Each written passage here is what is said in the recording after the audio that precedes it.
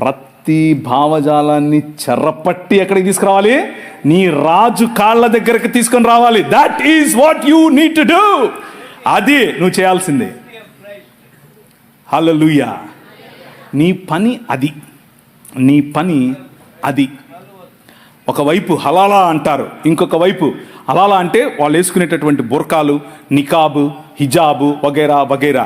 నీ ప్రభు అంటాడు, నేను కప్పింది కప్పుకో చాలు. నేను కప్పింది కప్పుకో.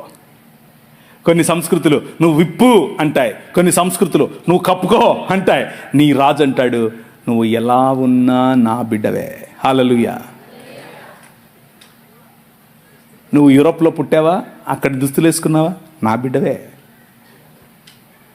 నువ్వు పాకిస్తాన్లో పుట్టావా, అలాంటి బుర్కా వేసుకున్నావా, నా బిడ్డవే. యు ఆర్ మై డాటర్, నా బిడ్డవు నువ్వు.